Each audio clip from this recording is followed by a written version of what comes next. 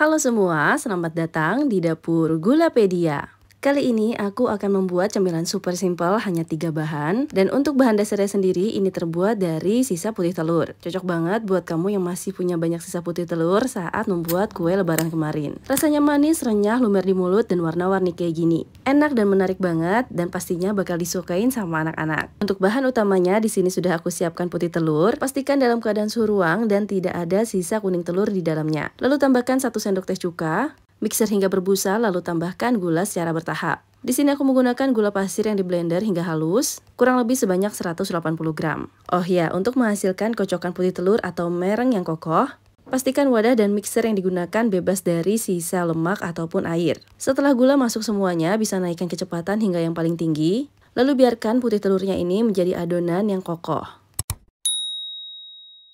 Nah, jika adonannya sudah berubah warna menjadi lebih putih dan terlihat mengembang, mengental, bisa kita matikan mixernya.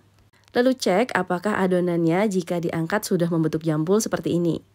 Jika sudah membentuk jambul melengkung seperti ini tandanya adonan sudah siap ya. Atau bisa dicek dengan membalikkan bowlnya seperti ini. Jika adonannya nggak tumpah, ini tandanya merengnya sudah kokoh. Selanjutnya mereng ini bisa diberi pewarna sesuai dengan selera. Di sini aku bagi menjadi 4 bagian lalu diberi warna kuning, ungu, biru, dan hijau.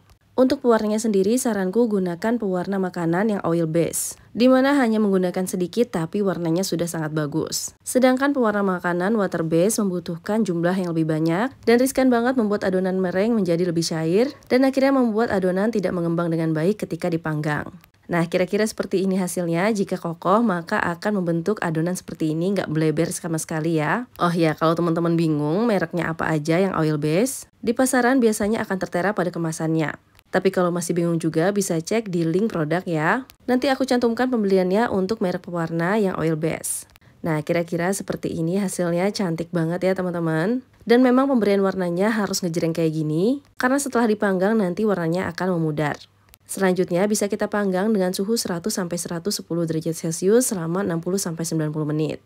Gunakan api atas bawah dengan suhu yang lama agar semuanya matang merata. Oh ya, untuk ovennya sendiri ini sudah dipanaskan ya. BTW ini aku sengaja ya timernya aku set per 30 menit untuk ngecek merengnya apakah sudah benar-benar matang. Untuk memanggang kali ini aku menggunakan oven deck. Teman-teman bisa menggunakan oven apa aja, mulai dari oven gas maupun oven listrik. Yang penting pastikan suhunya rata dan dipanggang dengan suhu rendah. Dan jika merengnya kalau dipegang sudah kokoh, ini tandanya sudah matang dan bisa didinginkan.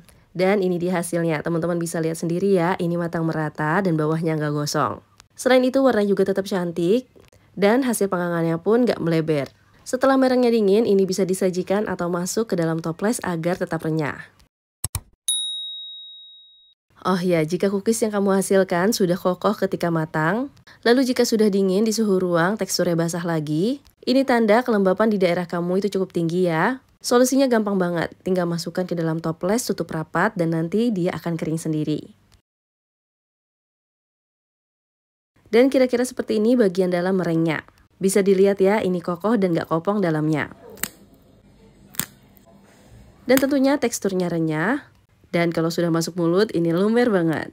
Rasanya sendiri ini manis, seperti kita lagi makan gulali karena memang ini sebutan lainnya adalah permen putih telur. Jadi yuk buat di rumah, terima kasih telah menonton, semoga bermanfaat.